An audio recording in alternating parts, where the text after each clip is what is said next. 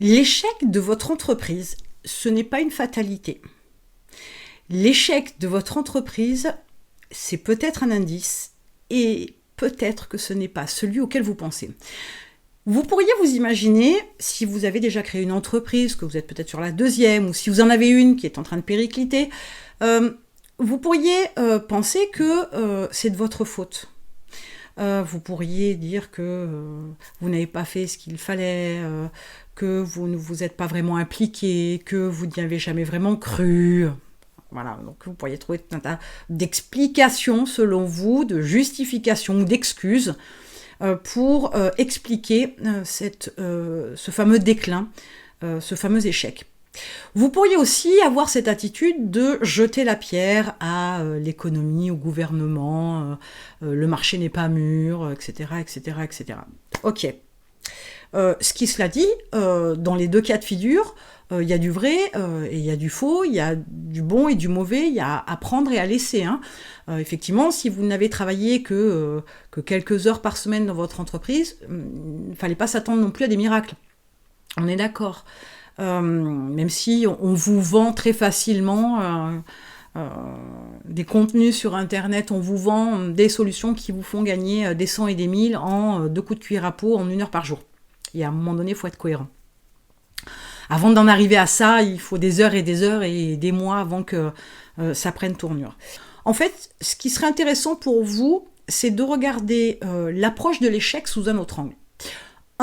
Peut-être que vous étiez dans une bonne démarche, de création d'entreprise et de développement, pas de souci, mais peut-être que vous avez mal choisi le marché sur lequel vous positionnez.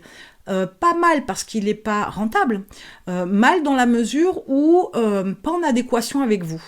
Vous êtes peut-être, alors je vais mettre des guillemets là aussi parce que on se force pas vraiment, on fait des efforts, mais enfin bon bref, je pourrais en reparler de ça aussi, mais vous vous êtes forcé à aller sur un marché, dans un domaine qui ne vous faisait pas particulièrement vibrer, mais que vous avez estimé rentable.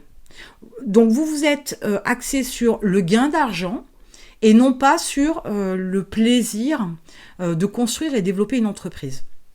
Ouais, ça peut paraître un peu dingue, mais comprenez qu'on a plus d'énergie, plus de motivation, plus d'implication quand on fait quelque chose qu'on aime, plutôt que quand on se force à faire quelque chose. C'est pour tout le monde pareil sur le principe. Et puis à un moment donné, se forcer, ça dure qu'un temps, et à un moment donné, on n'y arrive plus. Ça demande beaucoup d'énergie. Donc voilà, peut-être que vous avez fait un choix qui n'était pas forcément en adéquation avec votre zone de génie, votre super pouvoir. C'était pas quelque chose qui vous plaisait plus que ça. C'est arrivé à tout un tas de personnes et ça arrivera encore. Mais ça veut dire aussi que cet indice-là, l'échec de votre entreprise, vous met sur la voie de creuser davantage en vous pour mieux vous connaître et trouver le marché sur lequel vous êtes en adéquation. Ça ne peut pas marcher à tous les coups, et surtout la première, très clairement. Ça ne peut pas marcher à tous les coups si vous avez fait le choix d'un marché rentable. Si vous avez fait le choix d'un produit à forte saisonnalité. Si vous avez fait le choix d'un produit à renouvellement. Je pense à la mode, par exemple. Si vous avez fait le choix de vous positionner sur des produits qui sont tendances, mais des tendances éphémères, des choses qui ne durent qu'un temps, puis il faut passer à un autre produit, etc. Ça demande beaucoup d'énergie et l'idée étant de pérenniser une entreprise, toutes ces approches un peu tendance renouvellement, il faut avoir les reins solides, il faut avoir des connaissances fortes, importantes, avoir des ressources financières importantes, parce que ça peut prendre plus de temps. Il y a une autre approche. Ce qui est éphémère, comme son nom l'indique, avec le côté tendance d'un produit, c'est que c'est un effet de mode, et l'effet de mode, ça va, ça vient, et il y en a tout un tas d'effets de mode dans tout un tas de domaines. Eh bien, si votre première entreprise, ou même la deuxième, ou même la troisième, ou même la cinquième, je veux dire, il n'y a pas non plus de chiffres magiques. Si à chaque fois ça ne va pas jusqu'au bout et vous êtes en échec, c'est que vous n'avez encore pas choisi le bon marché, le bon produit, la bonne approche. Vous n'avez pas été vous-même, vous n'y avez pas pris de plaisir. Et ça se ressent. Donc forcément, le résultat, il est là. L'idée, c'est pas, surtout pas d'ailleurs, de vous jeter la pierre. Ne vous sentez pas fautif. Soyez très factuel, n'y mettez pas d'émotion, ce n'est pas grave. Il n'y a pas mort d'homme, il n'y a pas catastrophe. Oui, quelque part, vous avez perdu du temps. Oui, peut-être que quelque part, vous avez perdu une certaine somme d'argent. Mais vous avez appris tellement de choses qui vont vous servir dans l'entreprise suivante, qui vont vous servir dans une autre approche, qui vont vous faire gagner du temps dans la mise en place d'une stratégie, parce que vous l'avez fait précédemment, même si ça n'a pas fonctionné, il y a peut-être des choses que vous avez relevées qu'il ne fallait pas faire. Donc ce n'est absolument pas négatif.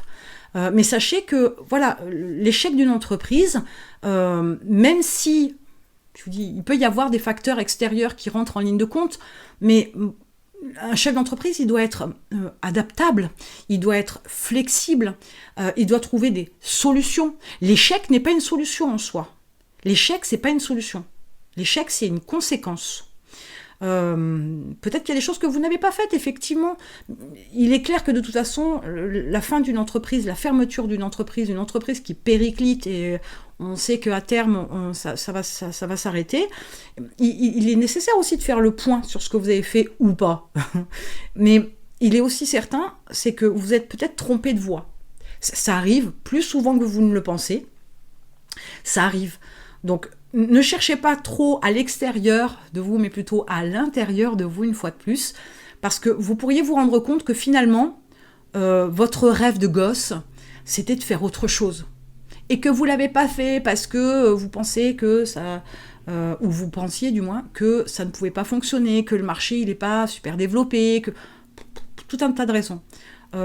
Sauf que c'est peut-être des excuses, parce que se lancer dans quelque chose qui nous tient vraiment à cœur, on n'a tellement pas envie d'être en échec qu'on n'ose pas souvent faire ce qu'il faut, et le faire tout court d'ailleurs. Donc reprenez les choses depuis le début, analysez ce que vous avez fait ou pas, les résultats que vous avez eus en fonction de vos actions, etc. Et surtout allez creuser à l'intérieur de vous-même pour trouver le truc qui matche avec vous. Pas le truc hyper rentable, pas le truc éphémère, pas le truc qui vous demande, je vous dis comme la mode avec des espèces de renouvellement comme ça, de collection, etc. Non, véritablement non, parce que les débuts d'une entreprise, c'est tellement fort, c'est tellement important en termes de temps, en termes de réflexion, en termes d'apprentissage, etc., que si vous n'avez pas la passion qui vous anime derrière, façon de parler, hein, ne vous enflammez pas trop vite non plus, mais si vous n'avez pas un truc qui vous fait envie à la base, très vite, vous allez faire ce qu'il faut, de toute façon, inconsciemment, vous allez faire ce qu'il faut pour qu'elle s'arrête. Donc en attendant, pour travailler votre mindset, votre business, aller un peu plus en profondeur, réfléchir, poser les choses, définir vos objectifs, tracer votre plan et écrire votre réussite, vous avez un lien dans la description, l'expérience Mindset 365, c'est une année pour travailler en profondeur mindset et business, pour pouvoir développer tout ce qu'il faut dans votre vie d'entrepreneur. Et en attendant, je vous retrouve de l'autre côté.